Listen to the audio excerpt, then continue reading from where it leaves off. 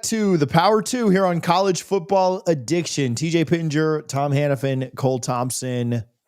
A massive slate this weekend. I won't even take time to roll around the horn. We'll start out in Athens.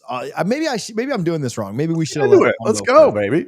But we'll start out in Athens, where we've got a rematch from, Georgia might have been in the game of the year 2 years in a row. Although I guess the Oregon-Ohio State game was really good too. But Georgia Bama in Athens. The big question, can Kirby get the monkey off his back against Alabama, or can Alabama figure out how to win on the road and not look like complete dog crap? So, Cole, you already know what's going to happen in this game, so please enlighten us. I don't. I'm going to pretend like I don't, because if you want to know what, everything that you think could happen may happen, or everything that you think won't happen also could happen. That's just the bottom line when it comes to this matchup. In my opinion, it is the premier game in college football until further notice, simply because of what that brand has meant toward the winner of the SEC title. You either see them make it to the college football playoff because they meet up in Atlanta, or when they face off against each other. I believe every year since 2014, minus the 2019 LSU year, the winner of this game ends up winning the SEC. 2014, because of 2013 was Auburn. So still, regardless, this game has such massive implications on not only college football playoff bursts, but also storylines. The main one that everyone talks about right now is Kirby versus Alabama. Was it a Nick Saban problem, or was it a Bama problem? Because he's already faced off against him a couple times, and outside the national championship, has been able to get the monkey off the back. Well, Kalen DeBoer comes on in, and last year, they are rolling in Tuscaloosa. I mean, it is a no-show. Second half surge, you get back into the matchup, you take the lead, and then somehow, some way, the legend of Ryan Williams and basically committing an act of terrorism against the city of Athens and the state of Georgia occurred at Bryant-Denny Stadium and Nick Saban Field, and Alabama won the football game. So it is a Kirby versus Alabama problem. But also there's two things you need to realize. Alabama has not looked at the same team on the road at all, and that's evident by not only a loss to Vanderbilt last year or a loss to Oklahoma, but also when you faced off against Michigan in the bowl game and early on this year against Florida State. Night and day different team. Also, you don't lose at Sanford Stadium. It's almost impossible to lose at Sanford Stadium. The last time that a team marched in and beat Georgia in its backyard was headlined by a quarterback that you should know very well, Tom, because he played in the Big Ten, Ryan Hilinski at South Carolina, a South Carolina team that underwhelmed. And I believe that year was the second to last year of the Will Muschamp era, if I'm not mistaken. So again, just things go south whenever these two, for a team. It's never like these big time matchups. The thing that I'm going to be really interested in, can either one of these pass rushers get into the backfield and disrupt the quarterback? You got to remember that right now, both teams are fully healthy. Both teams had a bye last week to mentally and physically prepare for what is, in my opinion, going to be the game of all games. The problem is that Georgia's offensive line on the right side still has been dealing with multiple injuries. They have not been back at full speed. So can Alabama take advantage of that by going after whoever is on that right tackle, on that right guard spot? Good news is that it seems like both players are going to be active in this game, but still, you have to wonder, what if they're able to take away the rushing element that has been so beneficial in years past for Georgia? Or what if they're able to force Grant Stockton to have to move outside the pocket and he starts living in third and long situations? Is that going to be something that is very beneficial? For Alabama's sideline, you get back a couple healthy players. Tim Keenan is back in the saddle. Jam Miller is going to be back for your run game. But how acclimated are they going to be caught up to speed to be able to get at full vicinity when it's time to go to work? Alabama still, to this point, has not been able to run the football efficiently. Doesn't matter who has been in the backfield. Doesn't matter who has been on the offensive line. It doesn't seem to be an element that has really hitched on with Ryan Grubb.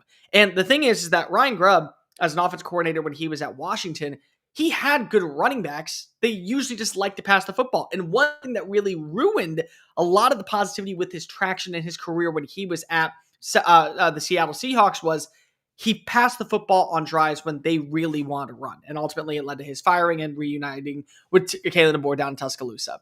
Can you establish the run? Can you play a brand of football that gives you the opportunities to have a secondary punch for Ty Simpson?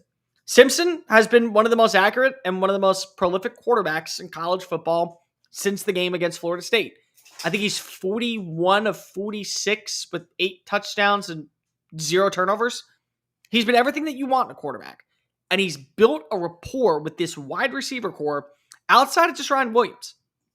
That's going to be really important on making sure he has the time, the protection, and the ability to survey the field and start making plays. Because if he's able to stay in the pocket, it's going to be a game that really comes down to which defense maybe has that last punch in the fourth quarter that pulls away. Because Gunnar Stockton does a lot of the same good things. When he has time in the pocket, he delivers beautiful balls downfield. In my personal opinion, the throw of the season so far has been the fourth down, gotta have moment to touchdown catch London Humphreys. Corner of the pylon. Beautiful throw, right on the money, right what you want to see. That's going to be something that is really, really beneficial for this team. Penalties are another thing that's going to be really beneficial for this team. Alabama still is one of the most penalized teams in college football. Georgia ranks 4th in penalties. They do not find a way to mess it up for themselves. And you figured that would have been a problem when they traveled to Neyland Stadium, and it wasn't. So now you have your backyard, your vicinity, your home crowd that is going to make this a fight to the finish. That could be something that is incredibly underrated that we do not talk about enough. The thing that I think is going to decide this game personally, which wide receiver is able to break on out? Is it going to be Ryan Williams or is it going to be Zachariah Branch? Because if you told me that you get both of these guys on 5-yard slant patterns up against the secondaries that we have seen for Alabama up to this point when they face off against Florida State and Georgia when they face off against Tennessee, it's clear that both of them could easily turn a small pattern into a massive game. But what about the other guys? Colby Young and Jeremy Bernard. Those two are probably really difference makers and elite studs that are going to be able to create separations and opportunities that forces both defense coordinators in Glenn Schumann and Kane Womack to have to start playing more so in zone coverage. Because instead of just letting them beat you over the top, you want to keep everything in front of you, which is going to be essentially important for this to be successful. I don't have a good gauge on this game because of, again, you can say to yourself, well, it's easy to go ahead and bet against Alabama. They look dreadful. Their offensive line was a turnstile against a really good Power 4 team, and Georgia still has the talent, even though it doesn't have the pass rush that we saw the last few years. They look dreadful on the road in Doak Campbell less than a month ago. But at the same time, it still is a Kirby Smart versus Alabama problem. And the other thing that's also really important here, boys, Kalen DeBoer doesn't lose this type of game against the prominent coaches. He's 6-0 against Kirby Smart, Brian Kelly, Steve Sarkisian, and Dan Lanning. The coaches that we view as top notches in the industry, he doesn't lose this game. So it's another thing that you have to remember. It could be something that comes back when you're in the fourth quarter, even with all the second half adjustments. Maybe Alabama's just the better team and they always are going to have Kirby Smart's number. When I think about this game, you mentioned on Simpson how good he's been since that Florida State game. To me, the biggest matchup, the biggest thing that I look at in this game is I thought Florida State did a really good job, and this was unexpected, of having him move his feet. And if Georgia's defensive line can have a similar impact to make him uncomfortable, I don't think ULM and I don't think Wisconsin had the ability to do that, obviously. Georgia's defensive line, we'll see what kind of hype they live up to this year, should be able to play with the same kind of impact that Florida State's did, if not better, right? And so, not discounting Alabama's O-line or Proctor, any of those guys, but if they can replicate most of what FSU did, which they certainly have the talent to do that, and they can move Simpson's feet a little bit, that's where he looked the most uncomfortable. Now, we're a month out from that. Has he grown some? Has he gotten, better with that? Sure, probably. But there's also the potential that Georgia's defensive line could play much better than Florida State's defensive line did a month ago. So to me, there's a lot of matchups within every matchup, and you can say, oh, this thing or that thing, or who's going to do this better, that. To me, if Georgia's defensive line can replicate what Florida State's did or even do better, I think it could turn into a long day for Alabama. You've already mentioned the run game. If they don't have the passing game either, because Simpson's not as sharp, which he has been very, very sharp since that Florida State game. Don't get me wrong. And he wasn't even really terrible in that game, if we're being honest. No, he was actually a good part of the game playing. Yeah. He suffered from some drops from guys. And Florida State played well. But if Georgia's defensive line, which historically has just been elite, if they can impact this game like they're able to, I think it could be a long day for Bama. To me, it's not even what it comes down to. Not to cut you off, Tom, but like to me, what it comes down to is it's not even you're going to have all these elite players for Georgia in years past with like the Jordan Davises and the Jalen Carrs of the world. You still have a great game plan and a great executioner in Glenn Schumann and Kirby Smart calling the shots. That alone is going to put problems for Caden Proctor and anyone else in this offensive line who, again, Caden Proctor is going to have a real gut check moment because people are talking about him like he's a first round pick. He looked like an undrafted free agent against Florida State. Well, when you go back and forth between Tuscaloosa and Iowa City a couple of times, you'll be tired in general. For me, something that sticks out and is glaring, and you understand the competition that both Alabama and Georgia played virtually identical. I'm not directly saying apples to apples with Tennessee and Florida State, but still two credible contenders. And then the other games that they played were against cupcakes, right? Alabama's +6 on turnovers. Georgia is -1. It's the oldest adage in football. Whoever creates turnovers is going to be able to win the game. Alabama has proved that they can. Georgia has not proved that they can. So give me Alabama 30-27. I'll take the over. I will take Georgia to cover the spread. But man, this is tricky. This is really a coin flip. I'll take Georgia here. I will say Bama to cover the spread. Excuse me. What did you just pick? What was your score? I have 30-27. I think it's 3.5 for Georgia, and then it's 52.5 over under. I'll go a little bit lower scoring, and I'll say 24-20 Georgia. So I'll take the under just because I really do feel like the over hits here. And so my gut is normally wrong. So I'll go with my gut. I will say Georgia wins and covers by the hook. I think Georgia went out and added in a wide receiver like Zachariah Branch for a game like this. I think that they have the tight end room that was meant to be in games like this that just bail out your quarterback when he's in trouble. I think the big thing is that Georgia has that secondary punch, which is we saw in the second half, first drive of the third quarter out in Neyland. We can run it to death on you. And if you can't stop us, why are we going to pass it? But it still is Kirby Smart, and it still is Alabama, and until I see Kirby be able to finally get the wool pulled over his eyes against the Crimson Tide, it's Alabama's game to lose. I get it's in Stanford. I don't care. Kirby Smart, Kalen DeBoer. Coaches 1-0 against him. He's going to go 2-0. 30-27, Alabama over Georgia. Couldn't be more excited for this game. Couldn't be more excited for the next game. I hate that these are at the same time. Like I know we don't like the Penn. I mean, Tom was telling us he can't watch it anyway. So is there any way we can move this to noon and piss off all the Penn State fans? Oh, no. I will suffer so that others may have joy. I understand what's at stake. My gosh. Penn State versus Oregon. Tom, take us away. Yeah, unfortunately, I will be unable to watch this game live. I am very excited to be working for TNA Wrestling this coming Friday and Saturday in Edmonton, Alberta, Canada. You can get tickets via TNAWrestling.com if you're in the area somehow. But yeah, the matchup to watch, obviously, is going to be Oregon's offense against Penn State's defense, strength on strength. The reality is that this likely could be the most hostile environment that college football has ever produced. I believe James Franklin's call to action earlier on this week spoke volumes about the pressure the team is feeling going into this game. I was talking to TJ about this before we came on the air. Yes, if Penn State loses to Oregon, you still have a chance to make the college football playoff. You could lose 2 games this season. You have Ohio State on the road and you have Indiana on your home slate this year. You could lose 1 or both of those games and still have a chance at the college football playoff, right?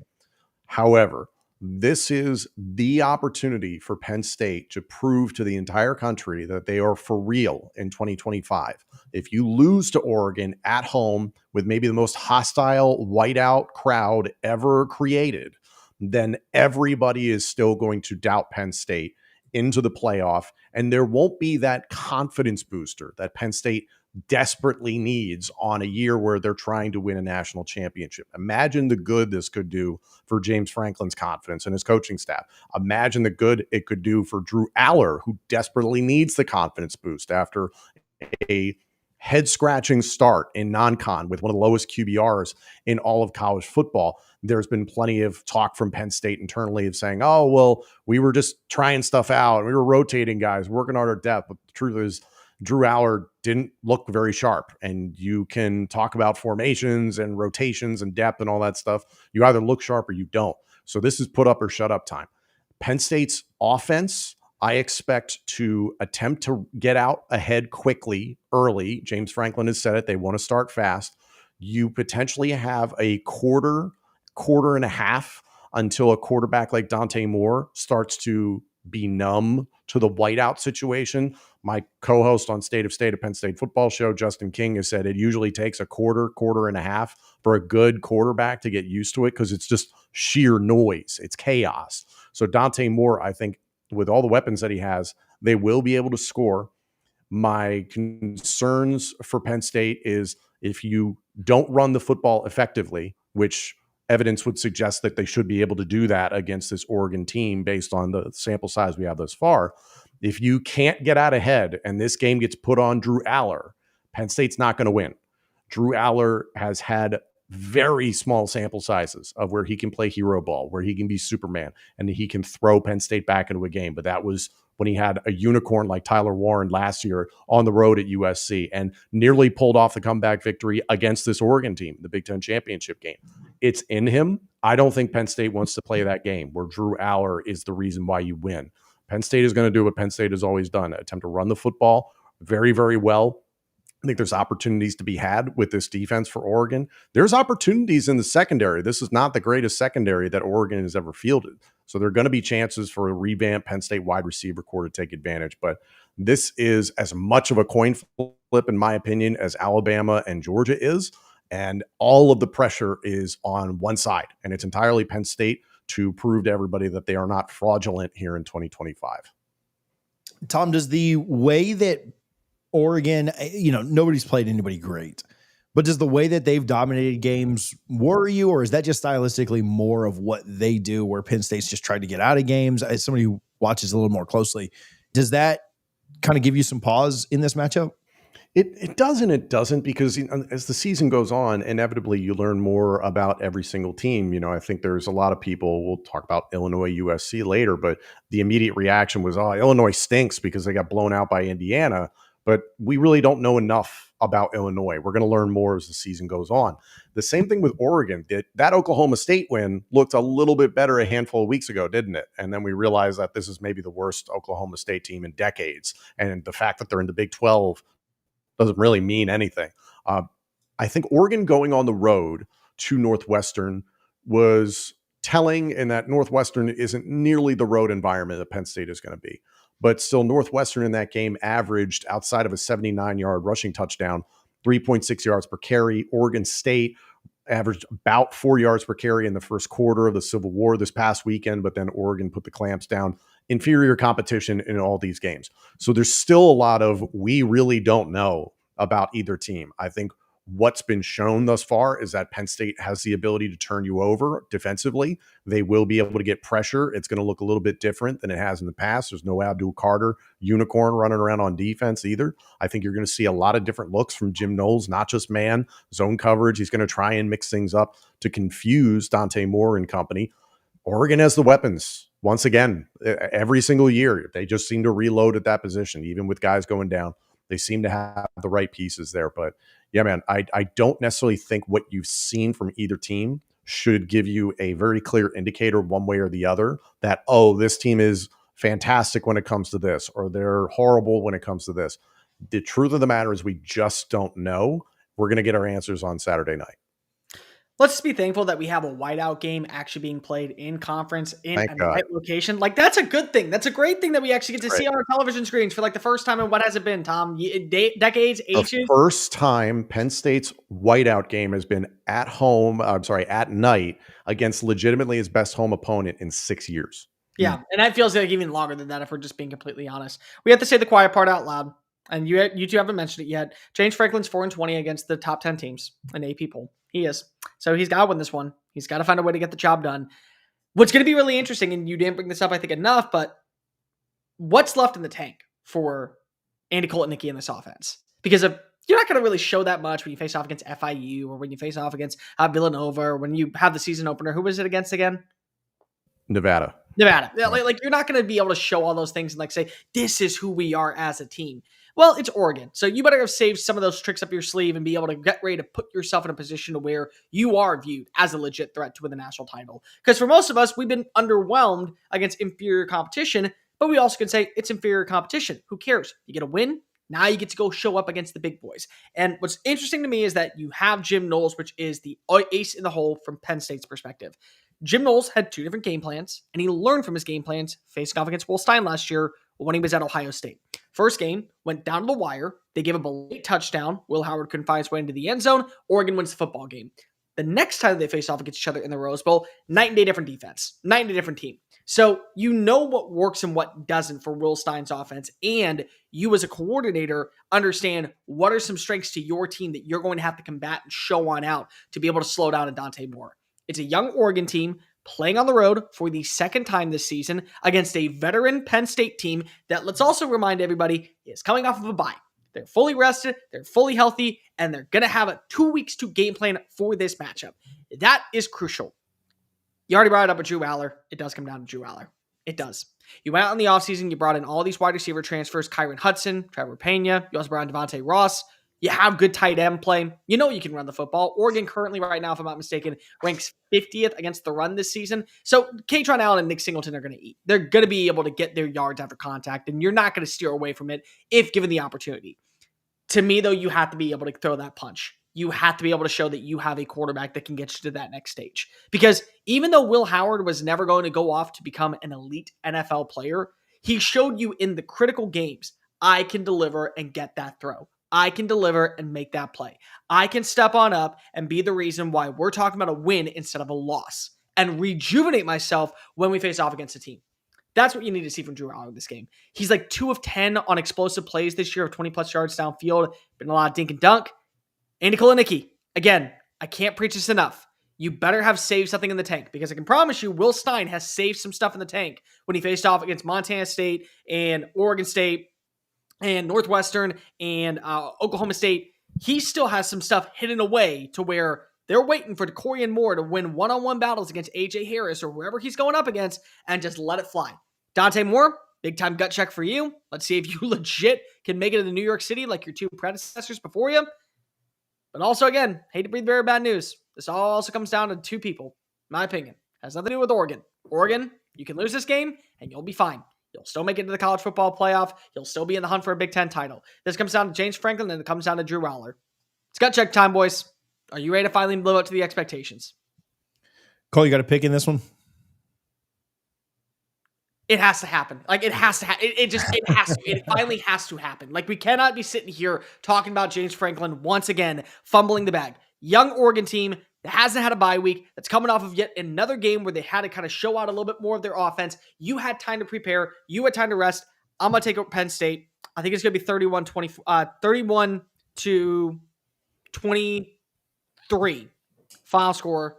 I trust the defense to get the job done. Franklin, you got to win one. Like if not now, when? You got to show me that this is the year. Tom? I don't think this is a Penn State team that you'll see this season score into the 30s consistently. Give me Penn State 24-23. Ooh, this is going to be very, very close. It's going to cause a lot of gray hairs. I don't know what I actually think here, but so that we don't all 3 go one way and for Tom's sanity, I'll go Oregon 21-20. Just so that just to make sure that we don't get old takes exposed by all picking the same thing. So I did that for you, Tom, even though I appreciate that. I respect it. I really do. Let's make some picks this week. Thanks to Sleeper. Use our code CFA for 100% match up to $100 on the Sleeper app. Let's see which one of these I picked first. Dante Moore. We'll start with this game. Dante Moore. No, that's not Dante Moore. Receiving yards. Who that's DeCorian. DeCorian Moore. Yeah. They need to help me out here when the quarterback and the wide receiver have the same thing, and I've got the eyes of an 80-year-old. DeCorian Moore, 42.5 receiving yards. I was like, no, wait a minute. What does this say? More or less. I'm going to say more, but not by a lot. I think this is an Oregon offense that can spread it around, and you will see Jim Knowles attempt to take away a guy like DeCorian Moore. Not in a situation where he's Jeremiah Smith, but he is their answer to what Tez Johnson was last year. So I'll say more, but not by a ton. I will take less. I just think that they're going to be. Tom, let me ask just out of curiosity. When you look at the Penn State defense, do they travel with corners or no? Travel. What do you mean? Move them around the formation? There is a wide receiver that they target and they just lock on for the rest of the game. The assumption is that A.J. Harris takes your number one wide receiver. So in this case, if it is DeCorian Moore, if that's what they established, then yeah, A.J. Harris will likely follow him around. But they also still really don't like to flip sides of the field with certain guys. I don't know. With Jim Knowles, I don't think he put a lot on tape in the first 3 games, to your point. There's going to be a lot of differences from what you've seen in Penn State defenses past, and that it was a lot of man blitz scheme. I think you're going to see a lot of different stuff this weekend. So hard for me to answer. I will take more, but I don't feel comfortable taking more. Like, I feel like that if AJ Harris is playing travel ball with DeCorian Moore, then you take him away. Yes, I will easily say that that the under's going to hit, but I think more. I just don't think that you're going to have the travel. I'll go more as well. It's a low number. He could get this in two catches. So right. I feel pretty good here. Now we actually will go to Dante Moore. 217.5 passing yards. Cole, start us out. Less. I think that this is going to be one of those games where you're going to have to trust Noah Whittington. You're going to have to trust whatever Mekhi Hughes can be for your ground game. So they're going to take away the passing element. Enough. Outside of probably DeCorian Moore with 1 or 2 explosive plays. I will take less. I will say more, but again, not by a lot. Like if this lands being like 220, something like that, because this is still an Oregon team that's good at running the football and they do want to run the ball. So I'll say more, but not by a ton. If my final score is right, then yeah, I need to go with less on this as well. Just saying he's slightly under if we're only going to have 41 points scored in the game. Let's jump up to the top of this one. Garrett Nussmeier at Ole Miss. We'll talk about this game here in a few minutes, but 286.5 passing yards. Expecting a big day out of Nuss. I'm going to go more, and the reason is because of right now, LSU is showing the same thing again. They're 113th in rushing attack right now, and I get it. You have a running back with Jay Johnson. You have Caden Durham coming back on in. I get it. I do. But also, I just don't think it's going to be working against Ole Miss. Even though Ole Miss has one of the worst run defenses in college football, you're going to be asking them to throw a lot in the fourth quarter. So I think that the over's going to hit, or the more's going to hit. What's Nussmeier's like average attempts per game at this point? Like it's in the 30s, for like high 30s or low 40s, right? 33.5. Yeah, give me more. Easy. I'll go more as well. But that is a huge number. Actually, I changed. I agree. It's a big number. I'm going less. But I also don't think Ole Miss is putting the 85 Bears out there. So. Yeah, that's true. That number is just so big. Mario Craver. We'll talk about A&M and Auburn here in a few minutes too. 67.5 receiving yards. I'll go more here. I think explosives are going to be key to A&M winning this thing. Not to get too far into our preview, but 67.5. I know that's a big number too, but I'll take the more on Craver. Cole? He's basically hit 100 in every single game. Why stop now? He's going to take them more with this one.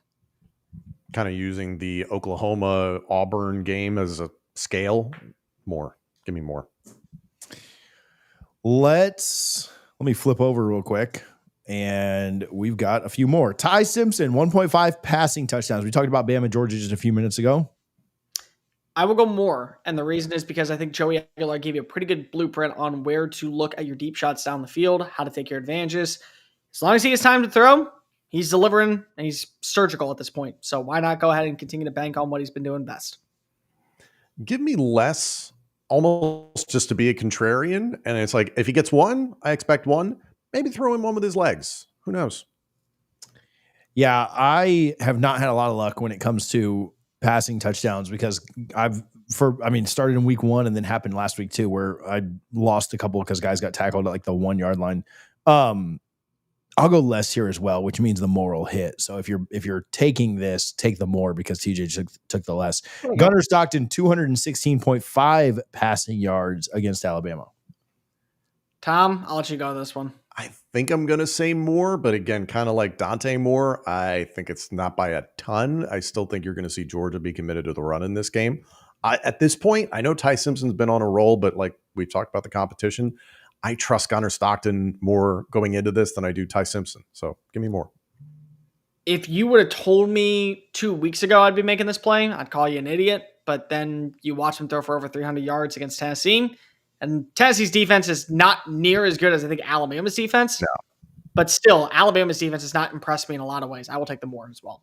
I'll take the more. The number's low enough to where I feel fairly confident that he can have a pretty nice day passing, and especially the fact that he's doing it at home. Back to Penn State, Nick Singleton, 58.5 rushing yards. This one's been climbing up because I took the more on this last night. It was like 55.5. So it is climbing up. It seems like that's the side that the juice is on right now. Tom? Here's a question. I don't know if you have this handy. What is the more or less for Katron Allen? Yes. Yeah, give me just a sec. Pull it up.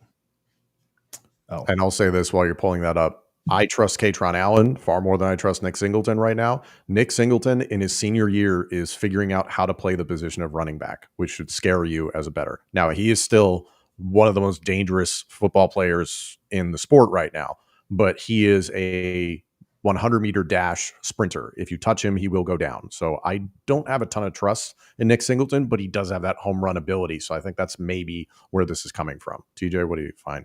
Katron 65.5. Give me Katron more. Give me Singleton less.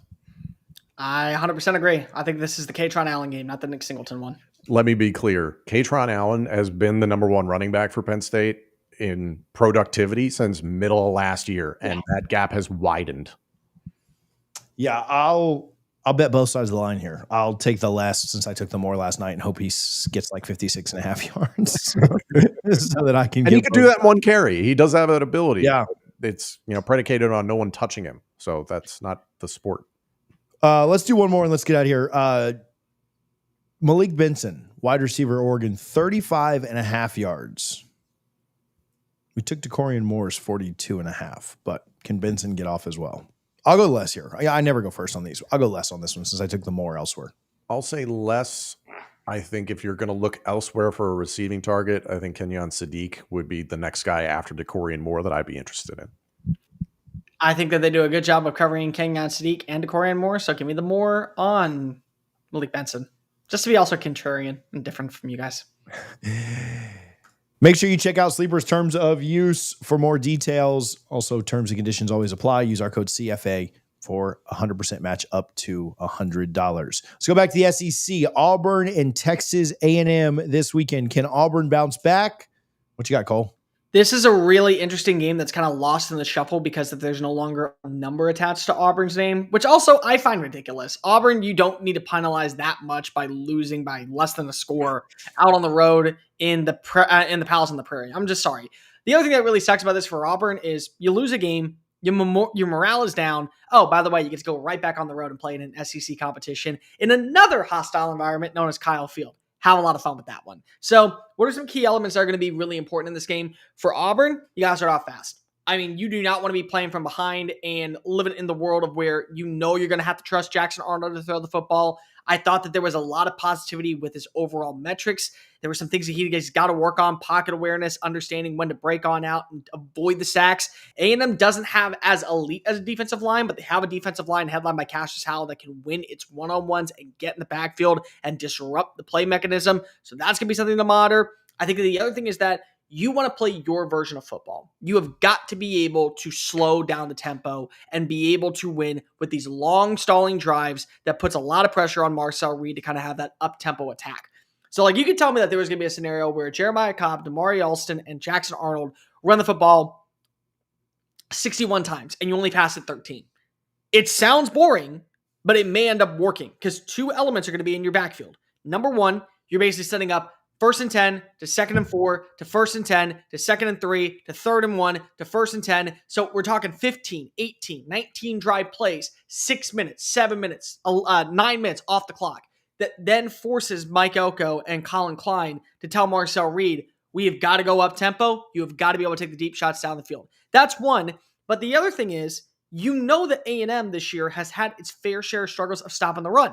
Took a lot of problems when it came to Robert Henry, the UTSA running back. You allowed both Jadarian Price and Jeremiah Love to be able to find creases in the open field and make their plays. So Jeremiah Cobb, who's number 2 right now in the SEC in rushing yards, might be able to control the management of how you're just able to set up these drives that end up benefiting you and hurting Texas A&M. For Texas A&M, the beauty of what is their offense right now, they live in explosives, and they killed in explosives. They're phenomenal with the 2 wide receivers, Casey Concepcion and Mario Craver. they may end up being the best duo of the transfer portal we have seen in this modern era with how well Marcel Reed's connected with them. The even better news, Auburn sucks at giving up explosive plays. They're 114th or 113th in explosive plays allowed this year. So Marcel Reed is going to have to look at that game film that was really, really prominent at times against Notre Dame and some things that you were able to do when you faced off against Utah State and UTSA and just say, you know what? Let it fly. Mario Craver, you're downfield. I'll find you. Nobody can stop you at this point. What makes me think that Auburn's secondary is going to be able to do it? Casey Concepcion, they're covering, double teaming Mario Craver, so you're wide open in your one-on-one matchup. Let's go ahead and find you. Here's the problem with that. Marcel Reed can throw a pretty deep ball. Marcel Reed can also underthrow a deep ball that leads to turnovers. So I think that Auburn is going to have to win in the turnover battle. I think they're going to have to win with the time of possession. They're going to have to win with the more play calling, and they're going to have to exhaust Texas A&M's defense. The other thing that I think is going to decide this game, especially on Auburn's side, not Texas A&M's side, they're going to have to force an interception after a touchdown run. Because what would that do? Your defense comes off the field. You have no time to respond. You're catching your breath after another one of these 14-play drives. They capitalize. First or second play, there's the turnover. You got to go right back out there. That will allow you to build that lead, which is going to be really important, I think, for Auburn in this game. My fear is that I can trust that you are going to eventually see the rushing attack of Lavian Moss and Ruben Owens take flight. And it may come in this matchup. You may be able to win against DJ Durkin's front seven, get those extra yards after contact, and show that you are a more multifaceted offense. Do you trust that Jackson Arnold is going to be able to respond? Because there were times in the last game where, 10 sacks were allowed, but also how many open throws did he miss vertically down the field? We talked about the alien that is Cam Coleman, and we talked about how there was a lot of doubt when it came to Jackson Arnold's arm strength. Yet still, he showed you that he could let it fly.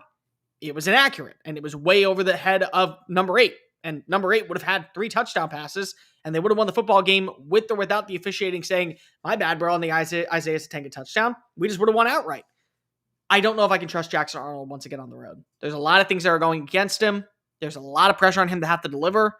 I think that A&M, again, being in front of their hometown crowd and having a bye week to mentally prepare, look at the film and figure out where were the weaknesses of Jackson Arnold's game last time, it gives them a slight advantage.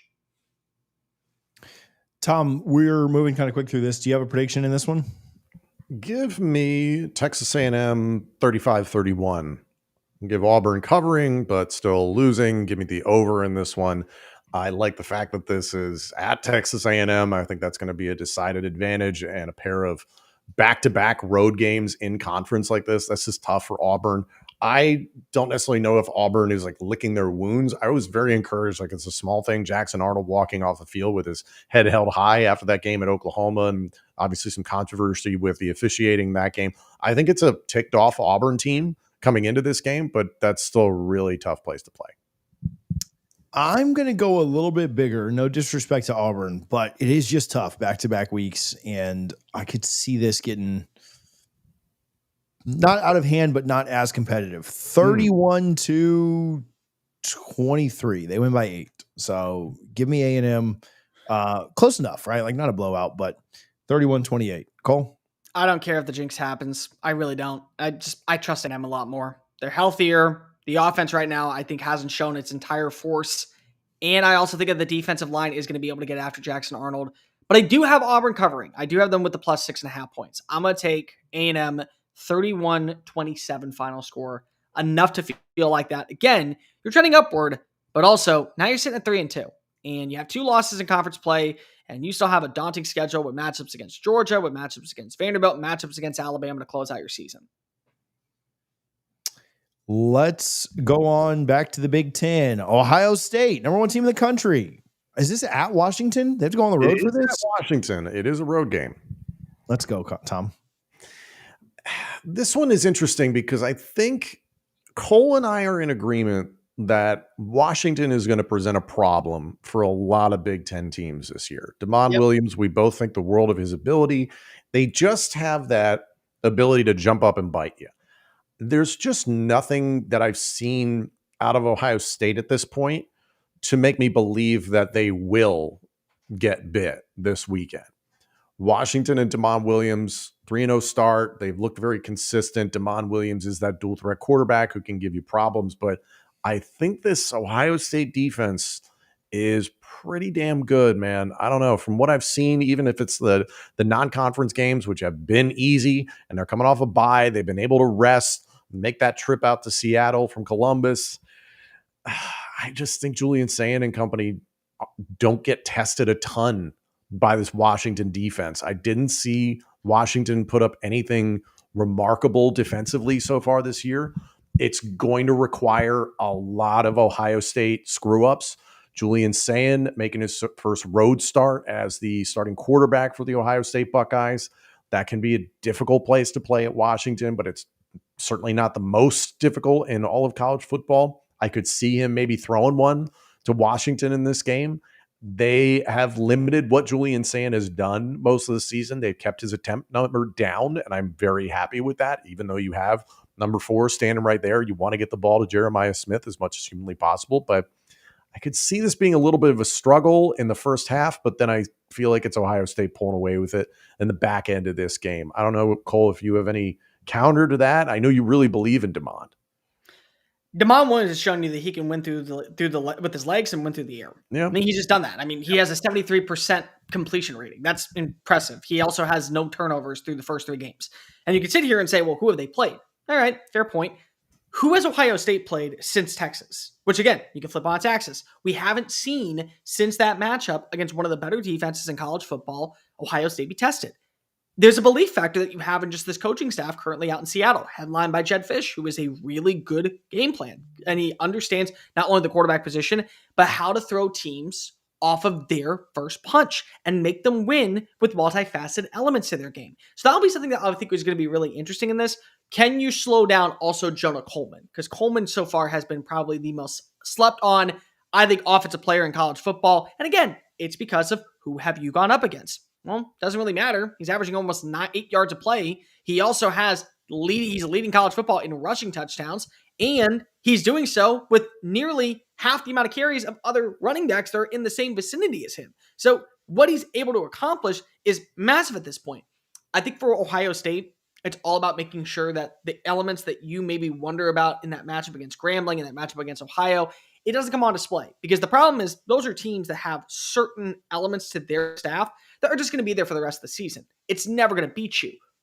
Washington can beat you, and Washington can beat you in its own backyard by giving them advantages inside of their own territory. So if you have some faults that you think are going to be showing on up with Julian Sayin's passing attack, you got to be able to neutralize them. If you feel like that the rushing attack is not going to be able to get to the outside corner, you got to be able to make sure that you have the explosives on the interior. Those are just things I think you are going to see from the likes of Ohio State that proves that they have turned into one of the most complete teams in college football and deserve that number 1 spot.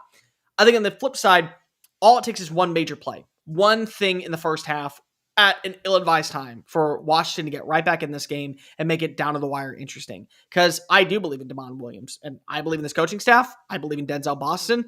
And I think that there's a lot to like about the direction that Washington is going in after the first 3 games, despite not playing anybody. Now we get to see if they're legit. There are people out there that are ranking them inside the top 25. A win like this, I'm not even sure that you can say top 25 is worthy. You have to start talking top 15. Top 20 spot in the AP poll, or at least in my poll. Let's predict it. Tom, you want to go first? I believe the spread is 8.5, which I was genuinely thinking that seems a little thin. Give me Ohio State to cover in this one. I just kind of have a feeling it's going to be lower scoring. I think the over under 51.5 is what I'm seeing. Give me Ohio State 24-14. Ohio State's going to win this football game. I know I said in the offseason that Washington was going to get the upset. I just believe a little bit too much in Julian Sayin and this offense right now with Brian Hartline. But I am going to take Washington to cover. I think this is going to be a 4-quarter battle. You're going to be impressed by where Washington is going. You're also going to realize that Ohio State still is the king of the Big Ten. I'll go something along the lines of 31-27. 31 to, I'll go even lower. I'll go 27-21. I think that you'll get a couple of big touchdowns. I will join to make it all three of us going Ohio State. I know that's not super controversial. I'll say they do cover. I'll go 34-24. I'll say that. What's our over under on this? Did we say that? 51.5. Yeah. So we'll clear that. 30. What did I just say? 34-24. So yeah, we'll clear that pretty well. Ohio State's just too much at the end of the day. Mm-hmm. I didn't do this intentionally, but we have gone SEC, Big Ten, SEC, Big Ten, SEC for our final one, and then we'll go Big Ten in a moment. But LSU, Ole Miss, all the points in this one, Cole? I have no idea what to make of this game. I really don't. So Trinidad Chambliss has basically, it's not official, but ESPN on 3 is reporting Trinidad Chambliss is going to start this game. Okay, so what's the encore? I mean, literally, what is the grand finale?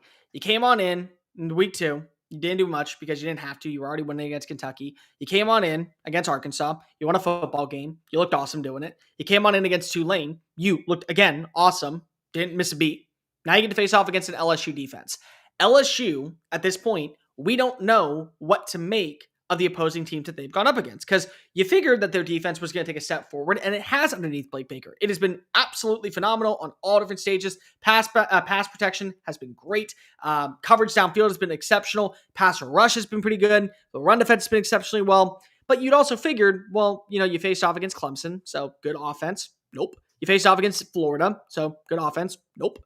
It's not that. So we don't know if the offenses that were on the field that afternoon or that evening were really, really neutralized by what LSU's defense has done, or if they're just awful and LSU still has to be tested. There's not a one wide receiver that leads Ole Miss right now. There are 3 guys that have over 100 receiving yards at this point, including Daquan Wright, including Deuce Alexander, and including, for my money, probably one of the biggest surprises, because if he played at Penn State last year and had no success, Harrison Wallace. I mean, every single one of them is able to make plays, and they've acted like the number one player. Dejon Stribling from Oklahoma State as well has looked phenomenal at this point. They can run the football. That's an area to where it should benefit, I think, a team like LSU because their run defense has been great. They also have designed runs for quarterbacks, and that's something that I think is going to be really important to see. How do you play a Harold Perkins or Whit Weeks? You have to have a spy on Trinidad Chambliss the entire game. Back-to-back weeks, he has led Ole Miss in rushing yards. And it's not because of broken plays downfield in pass coverage. It's because they have designed runs for him to get into the open field and make stops and do the right things with his legs and force defensive backs to make mistakes. On the opposing side, for LSU, your defense is going to bail you out of trouble, but I'm sorry.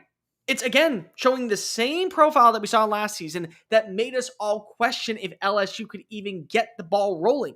You rank in the top 40 in passing yards per game. You rank in the bottom 30 at 113th in rushing yards per game.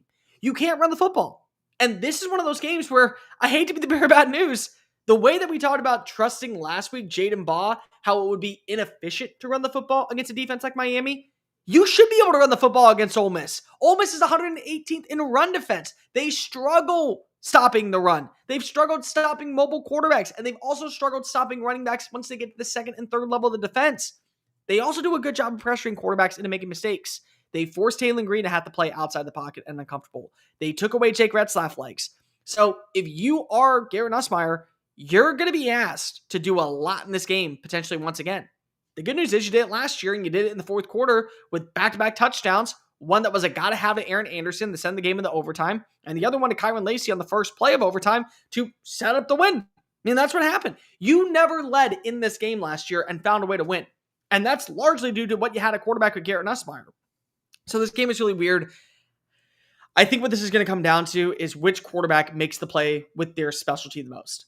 You're going to have to see those explosive throws downfield. Aaron Anderson, you brought in Nick Anderson, you brought in Barian Brown. You have weapons on the outside if you're LSU that should be able to take those advantages over the top against this Ole Miss secondary. If you're Trinidad Chambliss, you're going to have to win with your legs. If you can do that, I think that you win this football game. But still, this is a really weird out of left field. The Magnolia Bowl's always got some interesting takes. A couple years ago, we saw Jaden Daniels out-duel Jackson Dart, but somehow, some way, Jackson Dart won the football game and Ole Miss rushed the field. Last season, LSU never led, but found a way to win in overtime. Something weird's going to happen in this matchup. And that's just kind of expected between Brian Kelly and Lane Kiffin at this point.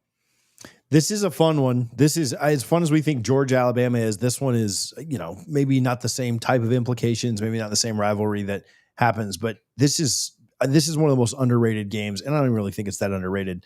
but you've got two other matchups this weekend that are insane. LSU, the question to me is, can the defense do it against what seems to be a pretty good offense? Because we think their defense is really good. But we also know that Florida's offense and Clemson's offense are a complete train wreck right now. And so up against a competent, what we seem to think is a competent offense in Ole Miss, which Lane always has, can they do it on the road? I lean LSU here. Maybe I'm buying too much there. But I think LSU wins this thing super close, like 31-30, relatively high scoring. They just find a way to get it done, even though it's on the road. I am curious if Whit Weeks is going to have his legs in the second half, guys. I mean, no, nobody. I know what you're saying. Yeah, are you going to hard lock this too? I do not have a lot of faith in LSU. I think this is their Florida game. Now, what I mean by that, like not what they did against Florida. I think a game where everybody looks at them and be like, "Oh, this team's in trouble." LSU, I think, loses this game 31-12. Like, I just think Ole Miss and Lane Kiffin run up the score on them. You see the deficiencies the offense has. And I think defensively, they prevent the dam from breaking. And then in the fourth quarter, Lane and company just run away with this thing. I just don't like this for LSU. Like, we've been waiting for the dam to break for weeks. Why not now? I think LSU is going to go to the college football playoff. I think Ole Miss is going to finish 9-3. I think Ole Miss is going to win this game, and LSU is still going to go to the college football playoff. That's just the bottom line. I 100% agree with Tom. I don't like the way the rushing attack is going. I don't like where the offensive line is. Garrett Nussmeier looked awesome last week. He was finally back to showing us what was the version we were supposed to expect coming out of last season. It was against Southeastern Louisiana. I mean, come on. Like, that's something that it's hard for me to buy a lot of stock into. Here's what I will say. It's not enough, I think, that we need to talk about when it comes to what LSU is missing. We also have to talk about what Ole Miss has found. Like, we always talk about when you have two quarterbacks, it usually means you have none. Not for Ole Miss. At this point, when Lane Kiffin gets Lane Kiffin gets his hands on a quarterback, strike that. When Lane Kiffin gets his hands on a quarterback, phrasing, it just works. At this point, it just does. We're not going to talk about quarterback inefficiencies when you have two dudes that can easily run this offense extremely well. And I think Ole Miss runs the offense extremely well. I think Trinidad Chambliss proves that he is the quarterback for the rest of the year. I think he puts his name into the conversation for SEC Offensive Player of the Year. I got a 30-24 final score, Ole Miss. Last one, USC versus Illinois. This game lost a little bit of its luster from last week because of the way that things went down in, was that in Champaign or was that in Bloomington? I was in Indiana, Bloomington. Yeah, I was in Bloomington. But another big opportunity for USC to get their biggest win of the year, and for Illinois to maybe bounce back a little bit. This is a ranked matchup still. Illinois is still ranked, I believe. Yes, 21 versus 23 USC at Illinois. So, Tom, take it away. One of the classic Big Ten rivalries of all time. Classic. 2 years old, potentially. I can't remember if they played last year. Yeah. Here's the big thing.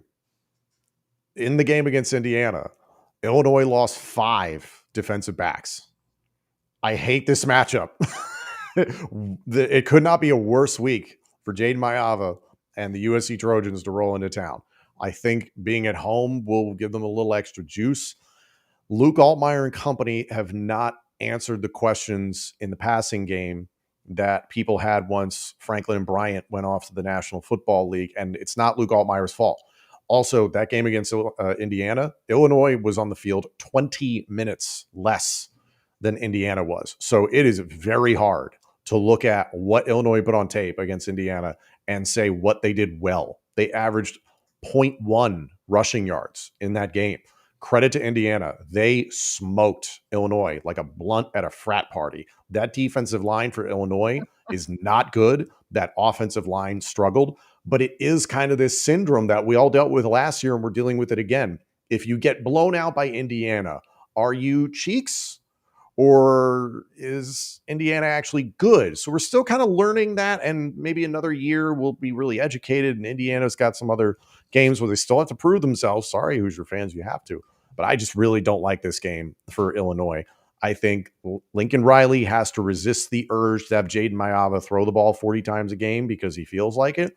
They can run the ball. The Trojans can run the ball. That worked extremely well for Indiana against Illinois. If you stick to that, you don't have to have Jaden Mayava go big over the top very often. Play action pass is going to be there. The RPO is going to be there. This is an Illinois team that is hurting from last week. So I just hate this matchup for Illinois. I owe an apology, and I'm okay with admitting this. I was entirely wrong on Jaden Mayava coming into this year. In my opinion, he has been exactly what Lincoln Riley needs at a quarterback because of he plays within the system and he excels within the system. And that, I think, is going to be a reason why USC is going to be talked about moving forward after this game as a legit threat to go to the college football playoff. He has been, in my opinion, the most slept-on quarterback at a prominent program this year, besides potentially Damon Williams, but also because he hasn't really faced off against quality competition. 9 touchdowns, 70.8 completion rating, 12.7 yards per play. Waymon Jordan is the name that I think that we got to talk a lot more about. Kind of comes out of nowhere after Joyner leaves for Texas Tech. Guy is averaging almost 8 yards a play, 3 touchdowns, 443 yards, and you're starting to get better play when it comes to the wide receiver room. Mekhi Lemon has been awesome this year. You know, you're looking at the last time that when he faced off against Michigan State, had the big touchdown catch, 127 yards, taking on over. Jacoby Lane, finally healthy, back in the saddle. Lake McRae stepping on up in the defense. It's not been elite by any means. It ranks 53rd in scoring and 53rd in total yards allowed, but 20.3 points allowed per game with how productive your offense has been, it's very challenging. I think if you are Illinois in this matchup, you're going to have to do 2 main things. Number one, you got to win the turnover battle, and that's going to be really challenging with multiple of your defensive backs now out, including Xavier Scott for most of the season. You're going to have to win the time of possession because if you allow USC to play any bit of tempo, you do not have an offense and an offensive line that can protect Luke Altmaier enough to be able to make these plays downfield and keep momentum moving to where they're going to get explosives the way that we see Tennessee do it, the way that we see Oregon do it, the way that we see Texas Tech do it. You're going to have to be able to play within your boundaries and slow the thing down. That's just the bottom line. I don't like that for Illinois at all. I like that for USC a lot. I think this gets ugly. Maybe not as ugly as last week, but I'll go 34-13. Oh, that's a lot of faith in USC's defense. I'll go 41-20. The spread is 6.5, which I think is a lot of this is in reaction to what happened against Indiana. Of course, the over under 60.5, which it's a pretty big number in general. Give me 31-21 USC. Same score, same outcome. I like USC a lot. I think they're going to put themselves in a prime position to be able to go toe-to-toe with Michigan next week. And we can have a very fun conversation on what that battle is going to be like out in Pasadena. Just piss off all the Michigan fans. Hey, why not? 8-4. My bad. 2 weeks. You have a bye, and then you get to face off against them. There we go. The Power 2 on college football addiction. Appreciate you guys for tuning in. We'll be back on Monday at noon, most likely. I guess we'll talk off air and figure out the scheduling. But make sure that you are subscribed. Make sure that you are locked in. We appreciate you guys a ton for hanging out. TJ Pittinger, Hannifan Cole Thompson. We will see you guys soon. Enjoy the football this weekend.